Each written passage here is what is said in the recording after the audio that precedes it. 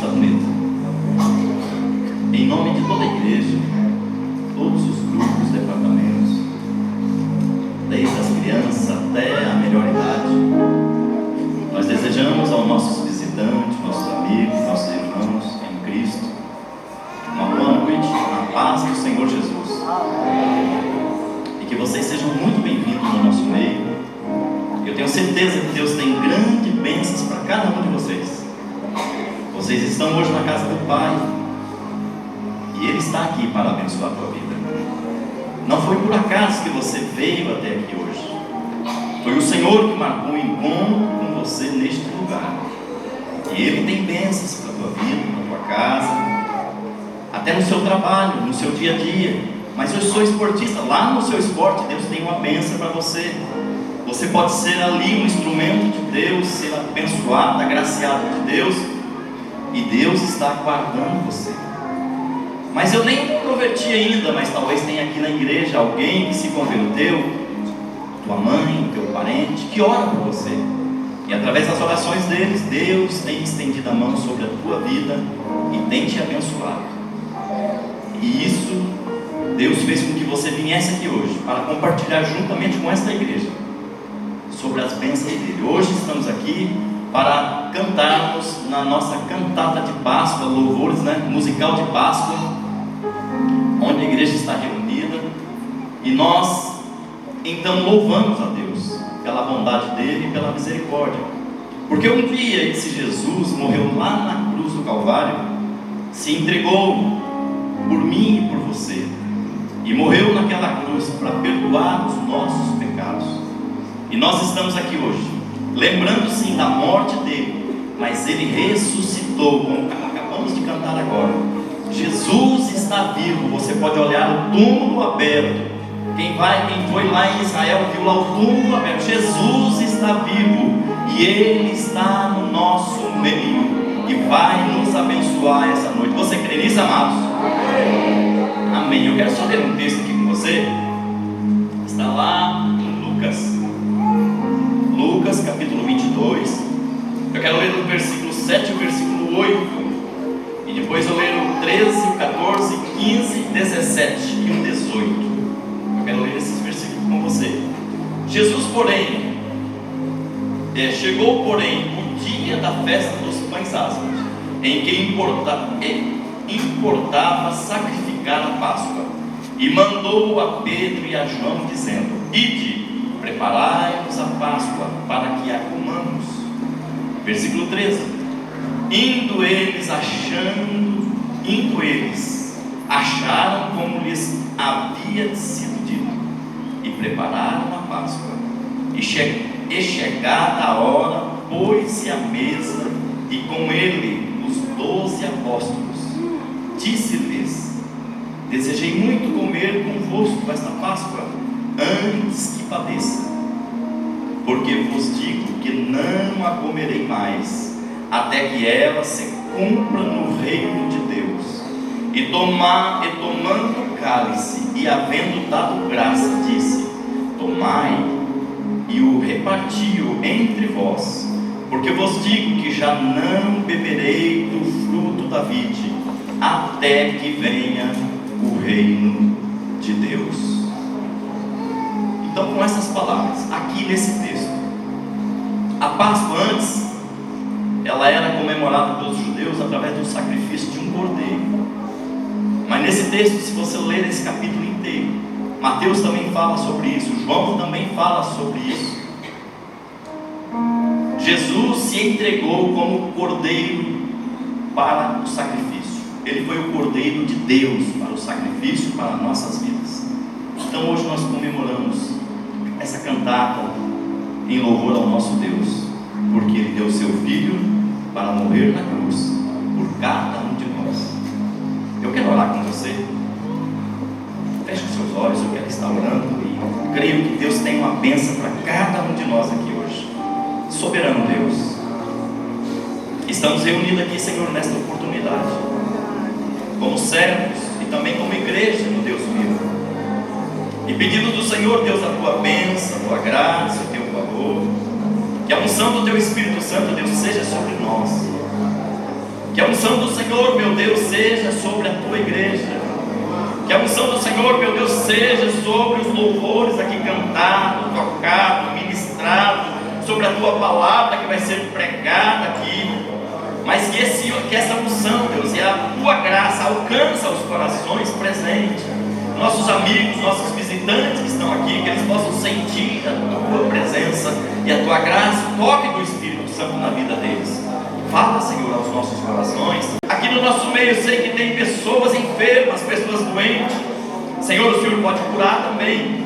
O Senhor pode estender a sua mão, Jesus, e curar eles quando esse grupo estiver louvando e exaltando ao teu santo nome.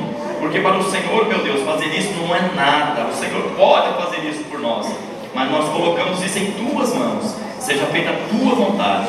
Assim, Pai, eu peço a tua bênção sobre a tua igreja, sobre os grupos que vão louvar e exaltar teu nome, Pai, e que o Senhor tenha liberdade no nosso meio. Assim eu peço, Pai, fica conosco, em nome de Jesus, amém.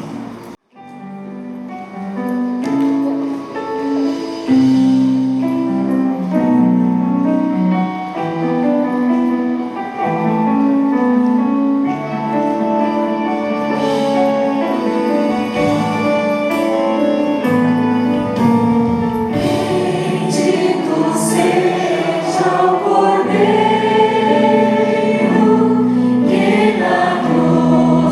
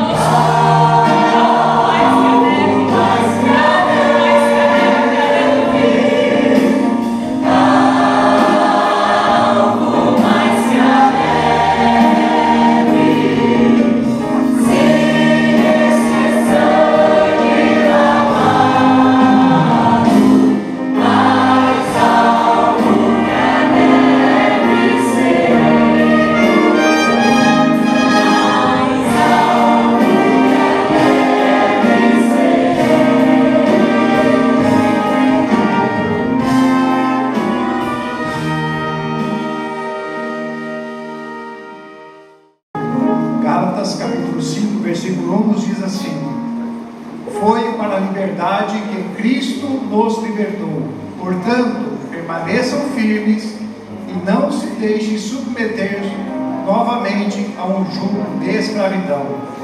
Vamos ler todos juntos, irmãos? Foi para a liberdade que Cristo nos libertou. Portanto, permaneçam firmes e não deixem submeter novamente ao jugo de escravidão. O tema dessa noite, desse musical de Páscoa é Somos Livres. Somos livres. Todos nós que estamos aqui, irmãos, nós somos livres em Cristo Jesus, amém? O conceito de liberdade, amados, não está relacionado a você estar atrás de grades. Existem muitos que estão nesse momento em uma penitenciária, atrás de uma grade, e eles estão mais livres do que muitos que estão caminhando e correndo num parque. E nós aqui nessa noite podemos agradecer a Deus porque nós temos essa liberdade que só pode nos ser dada em Cristo Jesus. Se você entrou aqui nessa noite com o sentimento de que você não é livre, eis aqui a oportunidade que será dada até vocês hoje, através desse musical de Páscoa, que nós possamos entender que somos livres.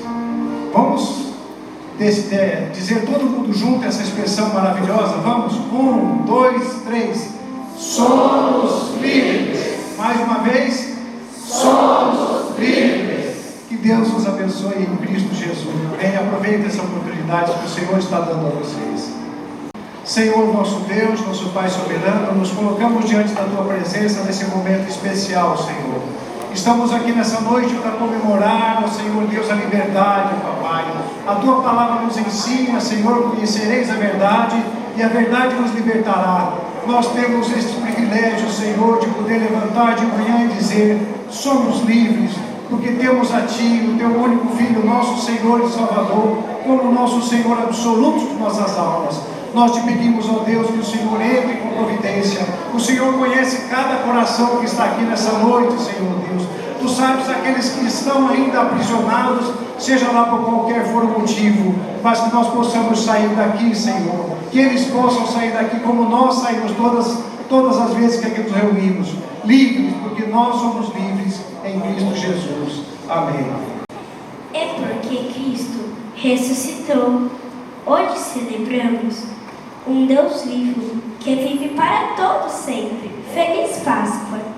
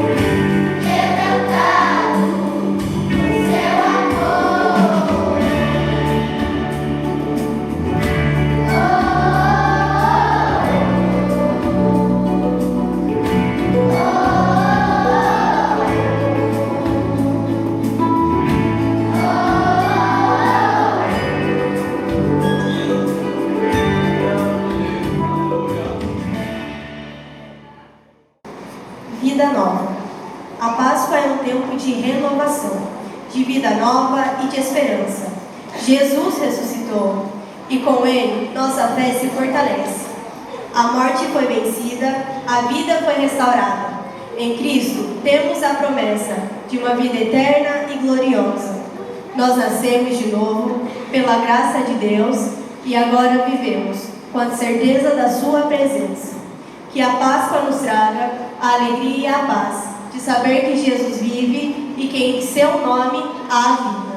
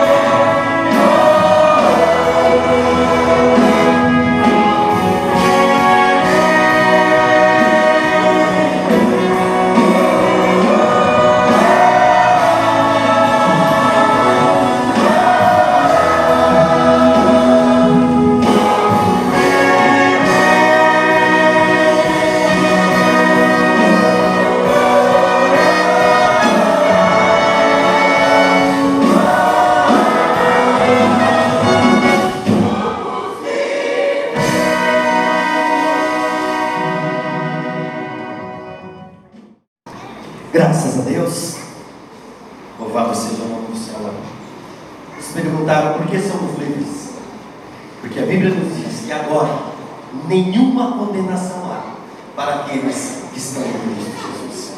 A igreja do Jardim Cabineto, na pessoa do pastor Walter Rodrigues, agradece a Deus por nós e todos que estão aqui e quer conhecer as pessoas que estão nos visitando. Então assim, quando eu chamar o teu nome, se o teu nome estiver aqui, você vai se colocar em pé e vai ficar em pé, tá? Aguarde um pouquinho, fique em pé e logo depois, né, você já vai ser cumprimentado e também vai receber uma lembrança da Igreja Evangélica Assembleia de Deus do Jardim Gabriel. Mas antes eu quero parabenizar, a igreja quer parabenizar Lúcia de Macedo,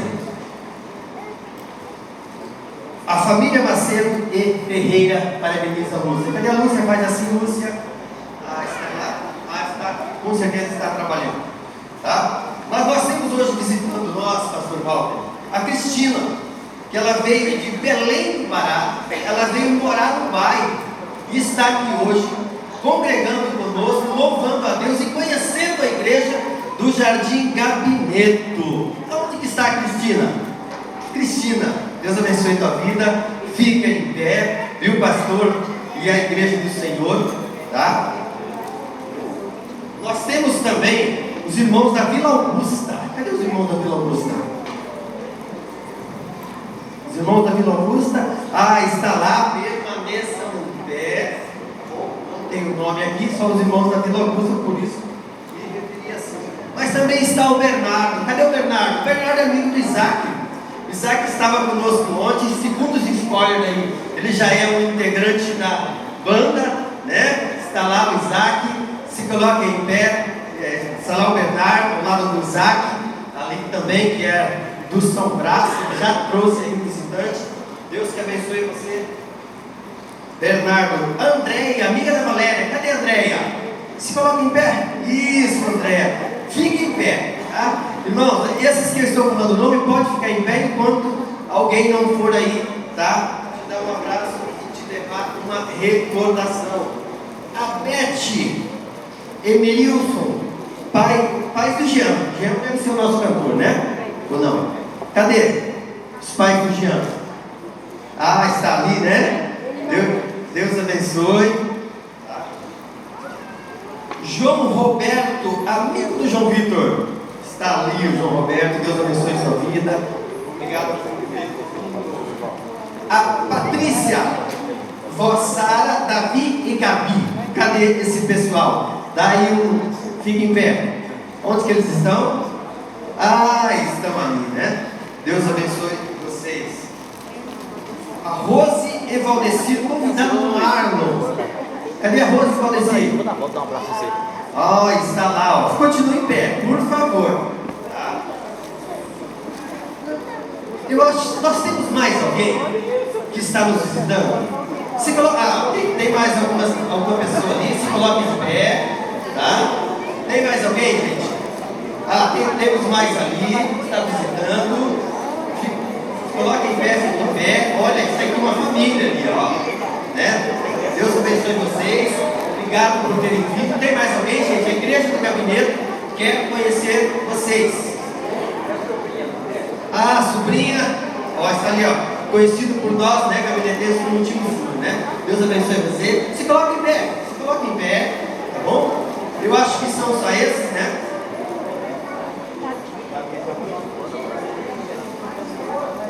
Olha, tem mais aqui, gente. Tá vendo, gente? Né? Que bênção, né? Pai do Paulo? Cadê o pai do Paulo? Está lá também, ó. Do Paulinho, né? Nosso aluninho da escola bíblica e do Lírio dos Vales aqui. Deus abençoe. Irmãos, vem. O Marcelo, cadê o Marcelo? Está lá, o Marcelo. Isso, Marcelo, que bom que você veio, rapaz. Né? Filho aí dos nossos grandes amigos considerados aí, da nossa família, né? Cadê o Luiz, amigo da Milena? Luiz, amigo da Milena, faz assim, Luiz, cadê você? Olha, estão lá. E eu tenho certeza que tem mais gente aí no nosso meio, né? Mas o que a igreja do Jardim Gabineto, né, vai dizer aos nossos visitantes? Vamos se colocar em pé, por favor? Vamos se colocar em pé, né? Vamos dar um bem-vindo aí pro pessoal. Vamos colocar lá? Vamos lá no 3. 1, 2, 3. Sois bem-vindos em nome do Senhor Jesus. Queridos, significa o grande amor de Deus, quando Ele entregou o seu Filho para morrer numa cruz, para perdoar os nossos pecados. Nesta noite estamos felizes por saber que nós temos uma certeza e uma confiança de que alguém se entregou por nós, e por isso nós somos livres. E nós olhamos para o túmulo aonde Cristo foi sepultado, ou Jesus foi sepultado. Nós não temos mais o corpo ali, porque ao terceiro dia Ele ressurgiu de entre os mortos e subiu em ascensão aos céus, e hoje contempla a minha vida e a tua vida. Por isso nós somos alegres e nós somos livres.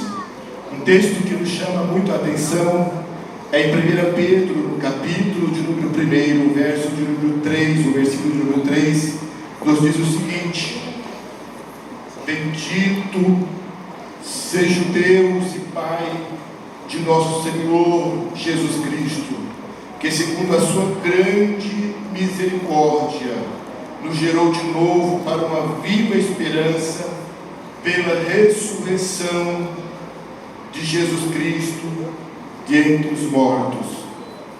E nós estamos nesta noite celebrando este musical, não com tristeza em nosso coração, mas sim com alegria, sabendo que nós temos uma esperança, uma viva esperança que nos dá este direito.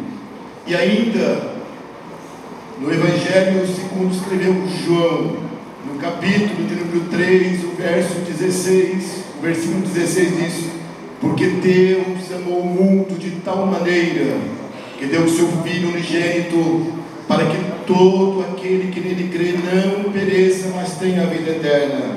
E é por isso que nós estamos aqui livres pelo poder desta palavra. Se nós estamos aqui hoje, porque Cristo nos libertou de todo o mal, e nós estamos livres para adorar e exaltar o nome de Jesus. Queridos, a igreja, esta congregação aqui em Jardim Gabinete está de parabéns, e eu quero congratular juntamente com todos os irmãos e os nossos amigos que estão nos visitando nesta noite, que todos nós possamos usufruir daquilo que Deus preparou cada momento desse musical. Juntos adoraremos ou adoramos o nome do Senhor com sinceridade em nosso coração. Eu quero aproveitar este momento antes de fazer uma oração para que nós estaremos contribuindo com os nossos dízimos e ofertas para o bom andamento da obra do Senhor. Eu quero dizer aos irmãos que ontem não pôde vir na igreja em função da nossa Santa Ceia, por algum motivo, que após o término desse trabalho nós teremos então a distribuição da Santa Ceia aos nossos irmãos que não participaram ontem. Você, mesmo sentado, incline a sua face.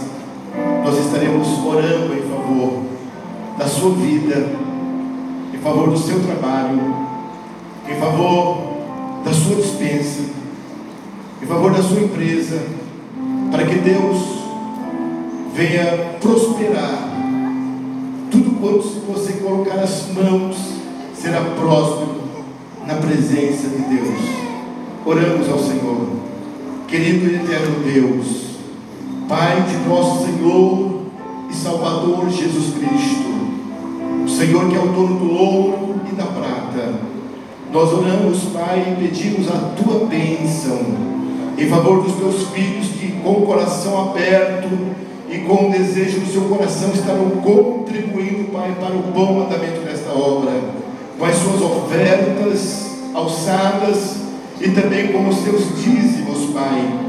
Nós pedimos para que as bênçãos do Senhor sejam de maneira abundante na vida dos Teus filhos, na saúde física, na saúde emocional, na saúde psicológica, na sua saúde financeira, meu Deus. Nós pedimos a multiplicação, Senhor, no celeiro dos teus filhos, que haja toda sorte de bênçãos, que ninguém venha faltar nada na sua casa. Amanhã todos serão abençoados com um banquete na sua mesa, porque o Senhor preparou o melhor para os teus filhos.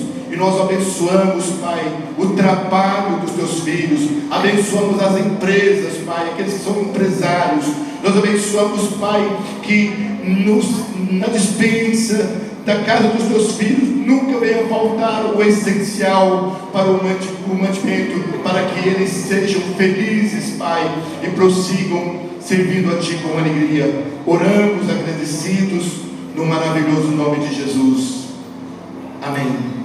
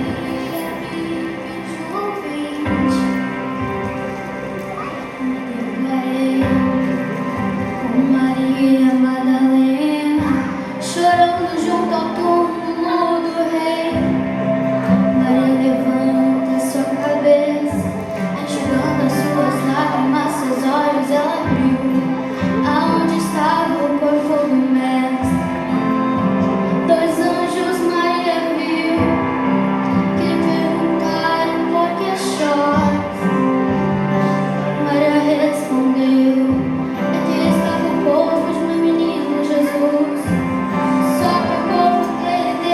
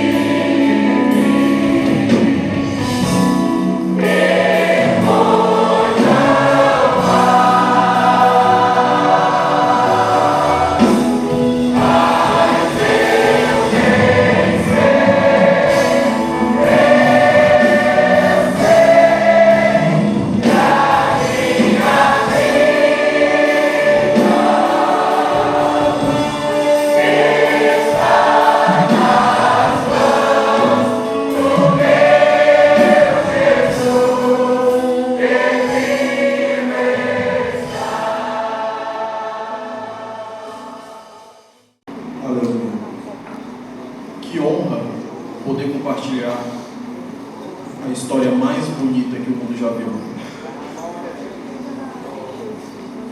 Eu espero que você já tenha sentido Deus falando com você.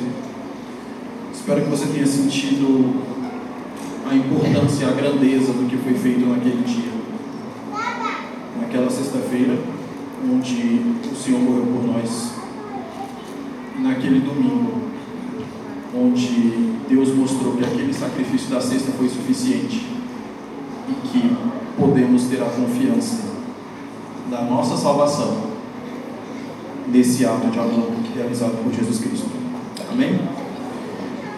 1 Coríntios capítulo 5, versículo 7. Quem encontrou, diga amém. Leiamos. A minha versão diz assim: removei o fermento velho, para que sejais massa nova, sem fermento, assim como de fato sois, porque Cristo, nosso Cordeiro da Páscoa, já foi sacrificado. Glórias a Deus. A Páscoa foi instituída por Deus na véspera da libertação do povo judeu do Egito. Isso aconteceu há mais ou menos 3.400 anos, talvez um pouco menos. Os judeus eram escravos há mais de 4 séculos na terra do Egito. Era um povo escolhido por Deus. Deus tentava libertar esse povo e levantou um homem, Moisés, para pleitear com o faraó, que basicamente era o dono do Egito, a libertação desse povo. O coração de faraó estava duro.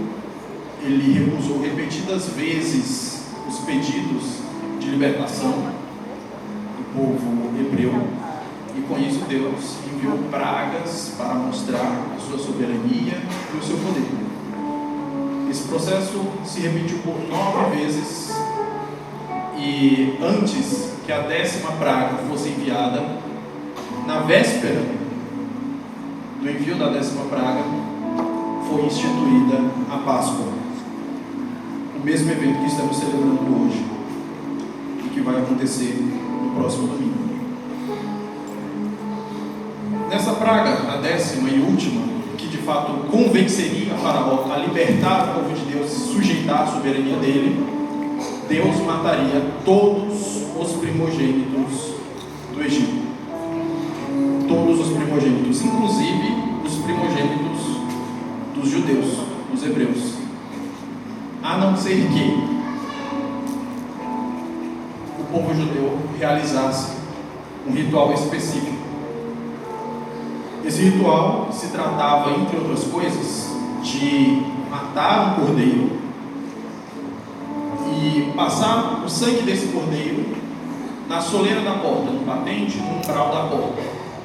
E aí, quando Deus passasse a noite matando, efetivando o seu juízo, tirando a vida de todo o primogênito do Egito, das casas que tivessem esse sangue nos batentes da porta, Deus não entraria dentro daquela casa, não haveria morte. Essa era a condição para que não acontecesse a morte. Não era você ser judeu, não era você ser descendente de Abraão, era você cumprir esse ritual.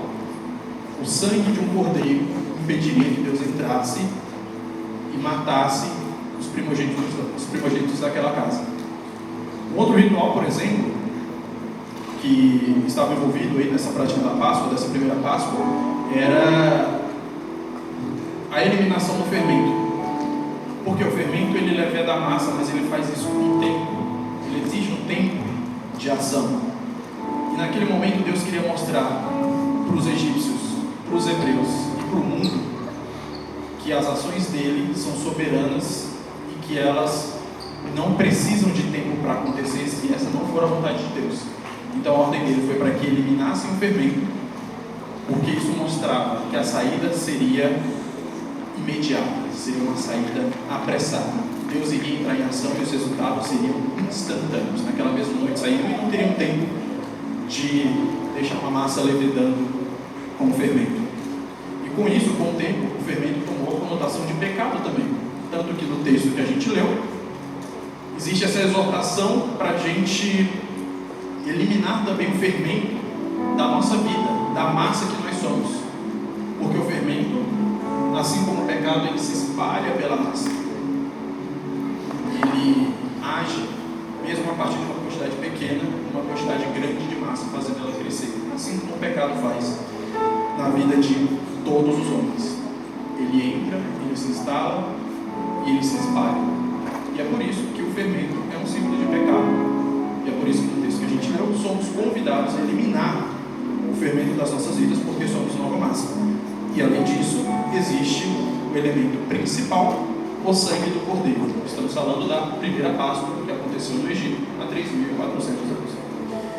Mas desde aquela época muita coisa mudou. A principal delas foi que Deus desceu à terra, Ele viveu, Ele morreu, Ele ressuscitou. E Ele deixou seguidores. E esses seguidores, eles tinham uma missão. Eles tinham uma mensagem a entregar. Qual é a mensagem que os seguidores de Deus devem entregar? De que Deus amou o mundo. Não os hebreus dessa vez, não só os descendentes de Abraão. Deus amou o mundo de tal forma que enviou o seu Filho unigênito para que todo aquele que nele crê não pereça, mas tenha a vida eterna. E um desses seguidores que pregava essa mensagem é o homem que escreveu o texto que a gente leu. O nome dele era Paulo. E as pessoas que receberam esse texto, é uma carta, ela foi enviada para os residentes de uma certa cidade na Grécia, Corinto. E um ponto interessante a se observar é que, conforme a gente leu, Paulo usa uma figura de Páscoa. Ele fala que Cristo é o nosso Cordeiro de Páscoa, que Cristo é a nossa Páscoa. Mas veja, por que Paulo falaria isso para pessoas que não são judias, não são hebraicas, elas são gregas, muito tempo depois que a Páscoa foi instituída, sendo que essa festividade da Páscoa é uma festividade tipicamente, naturalmente hebraica. Por que uma festa que foi instituída para judeus há milhares de anos atrás está sendo citada por Paulo e sendo aplicada para gregos e também para a gente, porque essa palavra também vale para a gente? Para a gente entender isso, nós precisamos entender o propósito da Páscoa. O que é a Páscoa, entre outras coisas? A Páscoa é quando um cordeiro morre e onde o sangue desse cordeiro está derramado, existe vida. O juízo de Deus não se aplica, a morte não entra. Isso é Páscoa. E desde a época de Paulo até os dias de hoje, a Páscoa continua tendo exatamente o mesmo sentido. A diferença é que agora a gente está sendo protegido não da morte física que nem no Egito. A gente está sendo protegido da segunda morte, da morte espiritual, da morte eterna. A diferença é que agora esse sangue ele não é passado na porta de uma casa, porque ele não vai proteger a gente de uma corrupção do corpo, ele vai proteger a gente de uma corrupção da alma. Então esse sangue ele está dentro da gente. Ele é espiritual, ele nos cobre em espírito. E o cordeiro, não se tratam mais de centenas ou milhares de cordeiros que foram mortos numa noite lá no Egito. Se trata de um cordeiro só, que morreu e que salva da morte. Não os primogênitos, que nem lá no Egito. Ele salva da morte todos os homens e mulheres que acreditam no poder do seu sacrifício de nos livrar da morte. E aqui eu devo reforçar que ele cobre todas as pessoas. Novamente, no Egito a gente estava falando de primogênitos. Quem não era primogênito não tinha que se preocupar naquela noite da 10ª praga. Mas o cordeiro que Deus enviou, ele protege todos os homens. Por quê? Ele cobre todos os homens, não só primogênitos. Então nós, que nascemos depois de alguém, que nem o meu caso, que tem um irmão mais velho, homens, mulheres, crianças, velhos, todos nós temos acesso a essa salvação. todos precisamos ter esse acesso, porque todos nós estamos sujeitos à segunda morte. Assim como os primogênitos estavam sujeitos à morte física naquela noite, todos nós, seres humanos, estamos sujeitos à segunda morte, à condenação eterna, porque todos nós pecamos. E, infelizmente, muitas das pessoas que no dia do juízo serão condenadas não acreditam nisso, não acreditam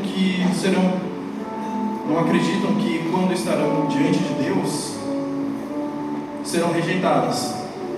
E muitas vezes a razão, a lógica que uma pessoa que acredita que não vai ser rejeitada no último dia segue é a lógica de que ela é uma boa pessoa. Para muitas pessoas, se você perguntar se ela vai para o céu quando ela morrer, e se ela merece a vida eterna e merece a salvação, ela vai te dizer que sim. Se você perguntar por que, ela vai dizer que é porque eu sou uma boa pessoa, eu nunca matei ninguém, eu nunca roubei, e no meu trabalho eu sou honesto, eu não colo na escola, eu respeito meus pais, eu trato bem minha esposa, eu não traio, eu sou uma pessoa do bem, eu ajudo velhinhas a atravessar a rua. E aí essas pessoas fazem uma confusão muito infeliz, porque elas acham que para ser salvo você precisa ser ético.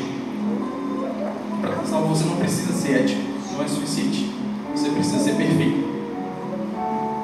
Para estar à altura dos padrões de Deus e para ser aceito por Deus e subir ao céu por méritos próprios e viver uma eternidade junto com Deus e não ser julgado no dia do juízo e ser reprovado e condenado, não basta ter ética, não basta você respeitar os mais velhos, não basta você não ter matado e roubado e não ter traído e você dar esmola para os pobres. Ética não é suficiente para salvar ninguém. Deus está muito acima disso. O máximo que a gente conhece é isso, a ética, é como você se apresenta diante da sociedade. Você é um membro produtivo, você trabalha, paga seus impostos em dia e você dá um bom exemplo para as pessoas, mas Deus está muito acima disso. A gente só vê o que você deixa que a gente vê, mas Deus, Ele conhece o meu coração, Ele conhece os meus pensamentos, conhece o pensamento de vocês, e é por isso que ser ético não é suficiente, porque a ética ela só olha para o que está fora, Deus olha também para o que está dentro, e dentro, mesmo a pessoa mais ética do mundo não é capaz de ser justificada e de estar à altura dos padrões de Deus no último dia. Romanos capítulo 3, versículo 23 diz que todos pecaram e destituídos estão da glória de Deus. Hebreus capítulo 9, versículo 27 diz que cabe aos homens morrer uma só vez, vindo depois disso o juízo. E talvez em algum momento você tenha se perguntado: tá, mas por que eu preciso acreditar nisso? O que me garante que isso é verdade? Qual prova eu tenho de que o que esse livro diz que vai acontecer é o que de fato vai acontecer? E aí a gente entra na questão da atestação, de verificar que Deus existe. E até onde eu sei, existem duas formas principais de verificar que Deus existe e que as palavras desse livro são verdadeiras. A primeira delas, a mais importante, a mais elevada, é a experiência pessoal com Deus. A experiência pessoal com Deus nem todo mundo teve, mas todo mundo que é salvo já teve essa experiência pessoal com Deus. E quem teve uma experiência pessoal com Deus sabe, no fundo do coração, gravado na alma, sabe que Deus existe. Não quer dizer que essa pessoa vai sempre servir a Deus. A gente sabe muito bem disso. Muitas pessoas que conheceram a Deus e serviram a Ele mudaram de lado, abandonaram a fé, deixaram de obedecer, se rebelaram, passaram a militar a favor do inferno, o que seja. Você ter uma experiência pessoal com Deus não garante que você necessariamente está salvo, mas garante que você vai viver e vai morrer sabendo que Deus existe. Você pode passar a odiar esse Deus, você pode passar a brigar contra esse Deus, você pode viver exatamente o contrário do que esse Deus quer que você viva, porque você tem rancor, você tem mágoa, mas no fundo do seu coração você sabe que Deus existe, porque quem teve uma experiência pessoal com Deus sabe que nada nessa terra é capaz de gerar na gente a impressão, o sentimento, a marca que uma experiência com Deus gera. Todos os que foram salvos, nós aqui que obedecemos a Cristo, fomos salvos pelo seu sangue, todos nós já tivemos essa experiência. No momento do novo nascimento.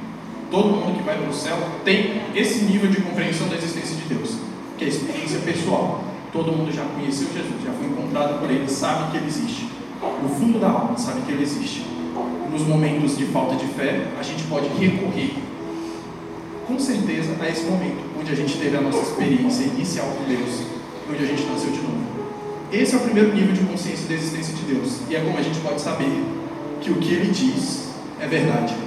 O segundo nível é um nível que não é tão profundo, mas ele é mais amplo.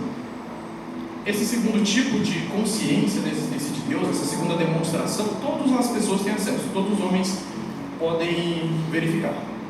Do que eu estou falando? Eu estou falando da própria existência, de tudo que a gente vê, da natureza, do universo. Tudo que existe aponta para a existência de Deus. Porque veja, como pode a gente ser uma espécie tão desenvolvida, o ser humano é extremamente capaz, extremamente inteligente, veja o mundo em que a gente vive, quanta tecnologia rodeia a gente, e ainda assim, a gente nem conhece tudo que dá para conhecer sobre o nosso próprio corpo, a gente não sabe a 100% como o nosso cérebro funciona, a gente não domina 100% todos os processos que acontecem na natureza, a gente não conhece todas as leis do universo. E como pode não existir um Criador para um universo tão complexo? Como pode ser fruto do acaso seres tão complicados que o ser humano, inteligente como é, ainda não conseguiu entender a 100% como funciona? Como pode não existir um Criador para escrever as leis da natureza que permitem que a vida exista? Como pode não ter sido fruto de alguém, de um ser supremo, a criação das leis da física que permitem que uma estrela passe bilhões de anos com B, um processo de fusão nuclear, e uma delas está à distância perfeita da Terra para permitir que a gente viva? Como é que alguém pode ter a arrogância de dizer que equações, que leis, que processos que exigem um nível de genialidade nossa para entender, tenham sido fruto do acaso?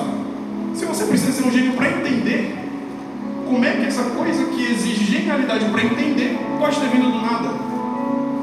Então sim, a natureza prova que Deus existe desde que o homem começou a caminhar pela terra. Todas as vezes que a gente pisa no chão, todas as vezes que a gente respira, todas as vezes que a gente olha para o céu da noite e vê um monte de estrelas, tudo isso está pregando para a gente a respeito da existência de Deus. Porque isso não pode ser obra do acaso. Mas por mais que todo ser humano seja alvo dessa pregação de Deus, ela não resolve o nosso principal problema, que é o fato de que todos nós somos pecadores. Todos nós erramos, todos nós somos dignos da condenação do inferno, se o objeto de estudo forem as nossas obras e o nosso mérito. Não importa o quão ético você seja, não importa quantas pessoas você ajude, não importa quantos crimes você deixe de cometer, em algum momento, necessariamente, você entristeceu uma pessoa, talvez uma pessoa até que você ama. Com certeza, em algum momento, você já entristeceu a você mesmo. Com certeza, em algum momento, você já fez ou já pensou alguma coisa que você não teria coragem de contar para o seu melhor amigo. Com certeza, você já se decepcionou, já ficou com raiva de você mesmo. E eu digo isso com certeza, não porque seja uma revelação, coisa do tipo, mas porque nós somos todos iguais. E eu estou exatamente na mesma situação. E a honestidade que você tem exige que você reconheça que sim, você já errou, você já falhou, por mais ético que você acredite ser. E assim como eu, você não terá a menor condição de no último dia estar diante de Deus e dizer para Ele que Ele te deve uma vaga no céu pelo que você fez, porque você foi uma pessoa ética. Você não pode dizer para Deus que você não pediu para existir depois de ter passado uma vida inteira respirando o ar que Ele te deu. De ter passado uma vida inteira aproveitando o calor do sol que ele colocou lá, caminhando com as pernas que só pela misericórdia dele funcionam e te levam para onde você quer ir, pensando com a consciência que ele te deu, com a inteligência que ele permitiu que você tivesse. A gente não tem esse direito. Tudo que há de positivo na nossa vida, todas as boas sensações, companheirismo, a amizade, o amor, a alegria, tudo isso é um reflexo do Deus que nos criou. Tudo que há de bom em nossa vida e que a gente aproveita e gosta de aproveitar, e o prazer que a gente gosta de sentir, em saborear uma refeição, em estar na companhia de uma pessoa que a gente gosta, em fazer alguma atividade divertida, tudo isso deriva do poder de Deus. É um reflexo do que há de bom, daquilo que há de perfeito do nosso Criador. Mas, infelizmente, muitos de nós preferem não escutar o chamado de Deus. Muitos de nós, recebendo um convite desse Deus perfeito, bom, preferem recusar. E aí entra uma questão muito importante. Deus não obriga ninguém. Deus nos dá a liberdade de virar as costas para Ele. Mas a gente precisa entender que se a gente recusa o Deus que provê tudo que há de bom em nossas vidas, só nos resta tudo que há de ruim. Só nos resta a ausência do bem. Só nos resta a ausência do bom. Só nos resta sofrimento. E uma recusa eterna a Deus significa uma eternidade afastada dele. Uma eternidade de sofrimento. É tudo que resta. E é por isso que um Deus amoroso permite que pessoas vão para o inferno. E é muito comum a gente ouvir pessoas que não conhecem Deus também dizerem que como pode, que absurdo, Deus que se diz bom, que se diz amor, mandar pessoas para o inferno, como se Deus chegasse em você e te arrastasse e levasse você gritando, espelhando para dentro do inferno. Enquanto a verdade é ao contrário. Deus está com a mão esticada, dizendo: venha, receba o meu amor, me aceite. E a pessoa diz: eu não te quero. Eu não quero você, eu não preciso de você, porque eu tenho a minha ética. Eu já vivo de maneira ética, eu já ajudo as pessoas que precisam, eu não quero te obedecer, eu não quero ser submisso a você. Se afaste de mim, eu não preciso de você. E aí essas pessoas ficam surpresas quando elas recusam o Deus que é provedor de tudo que é bom e só resta o que é mal. Deus não envia ninguém para o inferno, as pessoas vão lá por vontade própria. Todas as vezes que alguém dá as costas para Deus, todas as vezes que alguém recusa o amor, a bondade, todas as vezes que alguém recusa a salvação que Deus dá, só resta uma coisa.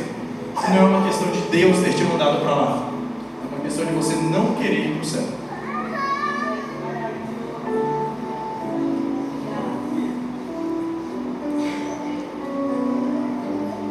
Uma vez que a pessoa recusa a Deus, mais cedo ou mais tarde, com o tempo, a vida dela chega ao fim. É o que aconteceu com todo ser humano, desde Adão. E como diz Hebreus 9:27, cabe ao homem morrer uma só vez.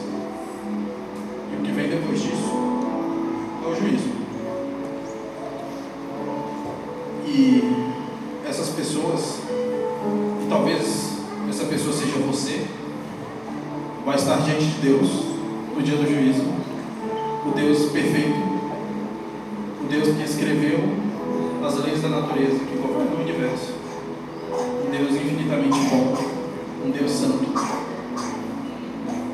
E você vai dizer que o que eu tenho em minha defesa é a minha maldita ética, são as boas ações que eu fiz, é o fato de eu ser honesto. E isso não será suficiente, porque a ética, por melhor que ela nos permita viver em sociedade, por mais que a gente consiga uma boa convivência, seja bom, ética não é ruim, eu não estou pregando contra a ética, é importante até dentro da igreja, a gente tem ética uns com os outros, mas a ética ela não tem uma resposta para o fato de que muitas vezes você se envergonhou de você mesmo, você se envergonhou de alguma coisa que você fez. Muitas vezes você magoou pessoas que você ama, você magoou seus pais, com certeza, todos vocês já magoaram os pais, eu também. Vocês que têm filhos, se não aconteceu ainda, vai acontecer, vocês vão magoar os filhos em algum momento. Vocês que têm parentes próximos, vocês vão magoar os seus amigos. vocês vão magoar o seu cônjuge, o esposo, a esposa, vocês vão magoar a si mesmos, mas principalmente vocês vão magoar a Deus. E a ética não tem resposta para isso.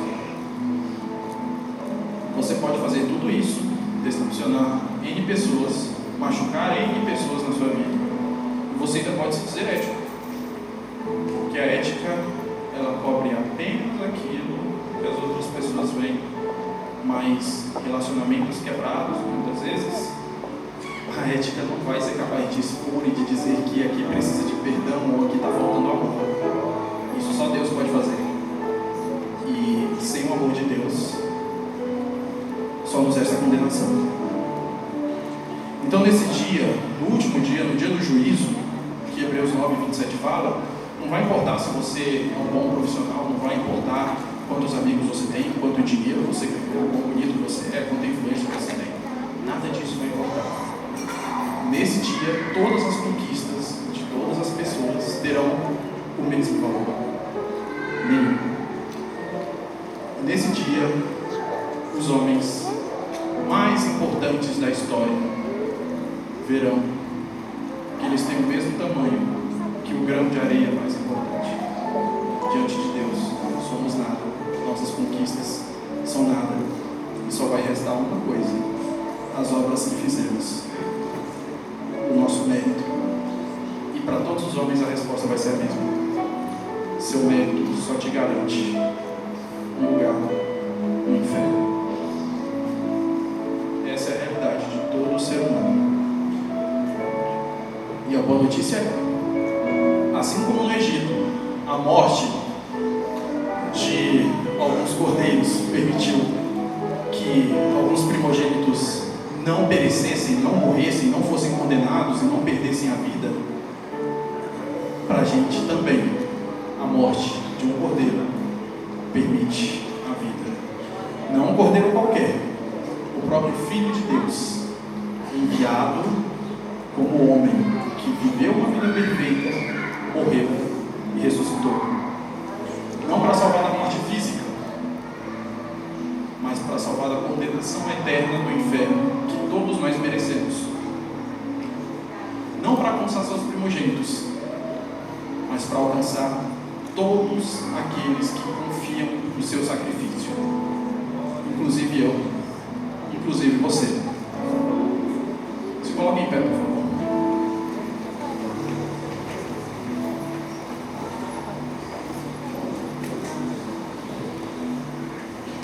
Segunda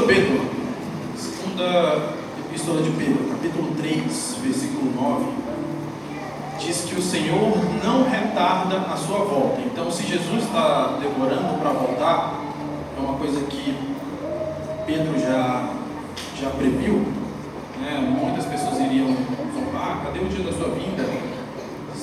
E pode parecer que Jesus está demorando. Ele deixa claro, 2 Pedro 3,9, que não é porque Jesus perdeu a hora, não é porque ele é atrasado. Ele ainda não voltou, porque ele é paciente. E ele quer que todos se arrependam. Ele quer dar oportunidade para todos aqueles que serão salvos, tenham acesso à pregação do Evangelho, possam se arrepender dos seus pecados e de fato serem salvos. Isso significa que se Jesus não voltou ainda até hoje, é porque hoje ainda existem pessoas que precisam ouvir essa pregação, precisam ser convencidas do seu pecado e precisam aceitar Ele. E talvez essa pessoa seja você.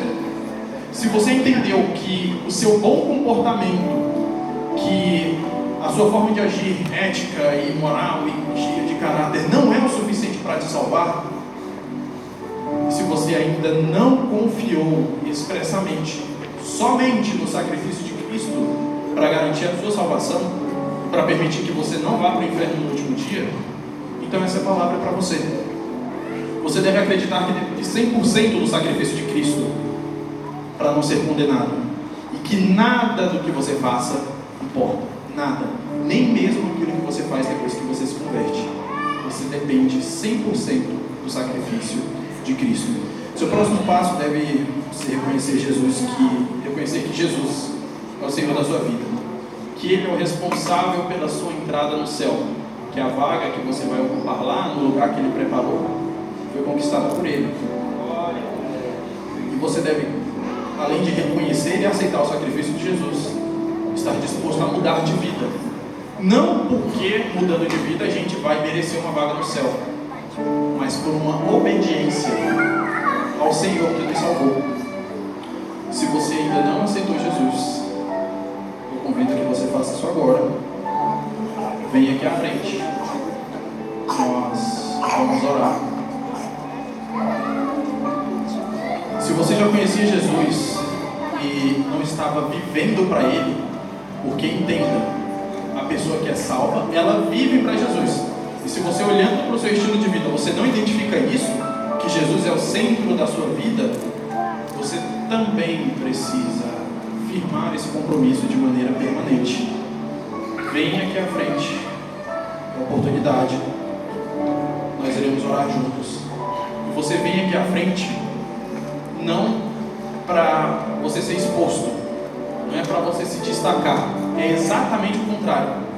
Ao vir aqui à frente, você vai estar sendo exatamente igual aos crentes que estão ao seu redor, porque todos eles em algum momento vieram aqui à frente, e todos eles estariam dispostos a fazer isso de novo, se fosse o caso. Você vem aqui reconhecer Jesus, não para ser diferente das pessoas que ficaram no banco. Você vem aqui para reconhecer Jesus, para ser exatamente igual a elas, para admitir que você depende de Deus, que só Ele pode te salvar. E entenda que sim, você vai se destacar, você vai aparecer, mas não aqui, indo aqui na frente e orando. Você vai se destacar o restante da sua vida, lá fora. É no lugar que você estuda, no lugar que você trabalha, é com seus amigos, é lá que você vai se destacar, é lá que você vai aparecer. Não porque você veio aqui e saiu do lugar de onde todo mundo estava, não. Você vai se destacar e vai aparecer porque o seu modo de viver vai ser diferente. O seu modo de agir vai ser transformado. Você vai ser uma outra pessoa, alguém melhor do que você era, porque agora você tem Jesus. Então entenda que estar aqui não é aparecer, não é se expor, pelo contrário, é você estar agindo exatamente igual a todo mundo que está aqui, porque todo mundo está disposto a reconhecer Jesus. Saiba que sim, você vai se destacar, mas lá fora, no restante da sua vida. O evangelista uma vez disse que o inferno está cheio de pessoas que juraram que iriam mudar amanhã. Isso significa que a gente não tem garantia de próximas oportunidades. Jesus pode voltar a qualquer momento, e mesmo que Ele não volte no próximo minuto, não necessariamente a gente vai estar vivo no próximo minuto e vai ter essa chance.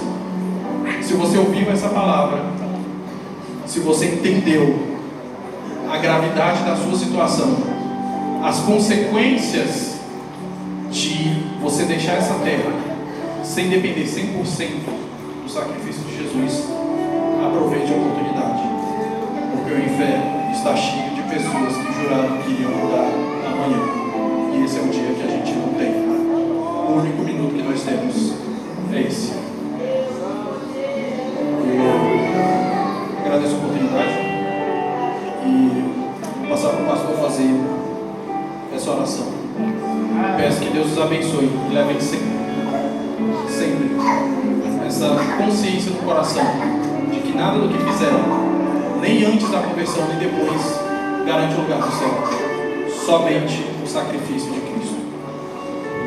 Nós temos aqui à frente algumas pessoas. O que me chama a atenção é que nós temos várias crianças aqui demonstrando que estão aceitando a Jesus como o Salvador das suas vidas. A dependência de Deus. Uma das frases que eu ouvi hoje aqui que me chamou muita atenção: o dia que nós reconhecemos que somos dependentes de Deus para ser salvo, nós o aceitamos. Foi citado os dois caminhos, e os dois caminhos nós podemos seguir. Podemos ir para o lado bom ou para o lado ruim. Nós podemos ir para o céu, queremos ir para o céu, ou nós podemos também optar para ir para o inferno. Você que veio aqui esta noite, quem sabe pela primeira vez nesta casa, nós lhe convidamos mais uma vez, vamos abrir mais um espaço para que você venha aqui à frente. Diga que Jesus é o Salvador da sua alma e que você depende unicamente dEle. Nós temos mais alguém? Se tiver, venha rapidinho, porque nós queremos estar orando por você. Oramos. Feche seus olhos. Querido Deus, Pai de amor e de misericórdia, é no nome de Jesus que nós estamos, Pai, apresentando, Senhor, essas pessoas em sua santa e maravilhosa presença. Nós temos, Senhor, um jovem, nós temos uma jovem, adolescentes, crianças, Pai, uma irmã, que estão, Senhor, se colocando diante do altar e da Tua presença, Pai, nesta noite. Nós pedimos, Pai, para que o Teu Santo Espírito, que a Tua presença entra na vida deles, muda, Senhor, os seus pensamentos, faça deles, meu Deus, morada permanente, Senhor. Oh, aleluias. Meu Deus, tira, Senhor, tudo aquilo que não provém de Ti, e começa a colocar agora na vida deles, Pai, a presença do Teu Espírito Santo, o amor pela Tua palavra, e que o Teu Evangelho cresça na vida de cada uma delas, Pai. Essas crianças que agora estão aqui, Senhor, elas estão demonstrando que estão, Senhor, Te aceitando como Salvador.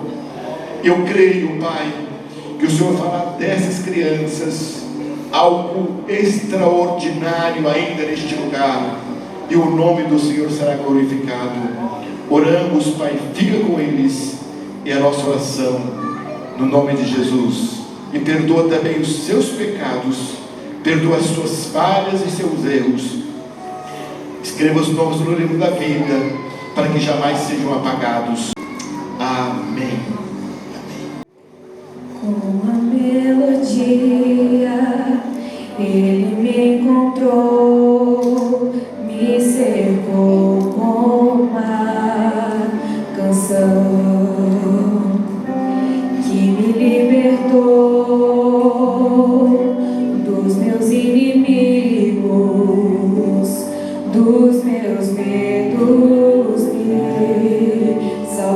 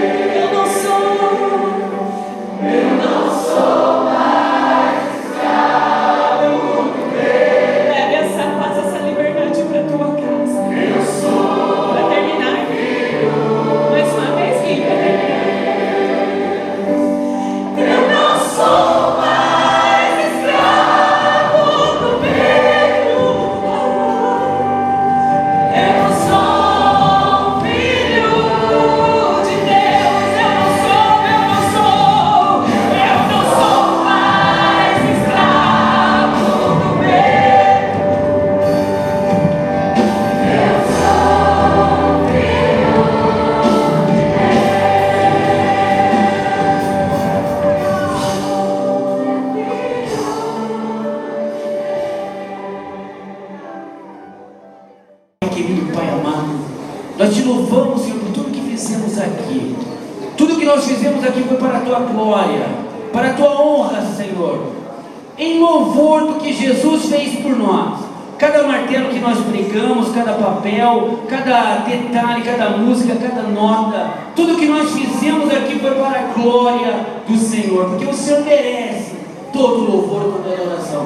E agora o que nós pedimos é que despede esse povo em paz, que a bênção do Senhor vá para a casa deles, que eles levam muita paz, muita alegria, que esta seja uma Páscoa diferente, Senhor, na vida de cada um, uma Páscoa de novo nascimento, uma Páscoa de libertação, uma Páscoa de transformação, de saída, ó meu Deus, de mudança, Pai, em nome de Jesus Cristo. Que o grande amor de Deus Pai, a graça do nosso Senhor e Salvador Jesus Cristo e as doces consolações do Espírito Santo sejam com todos vocês, e todos digam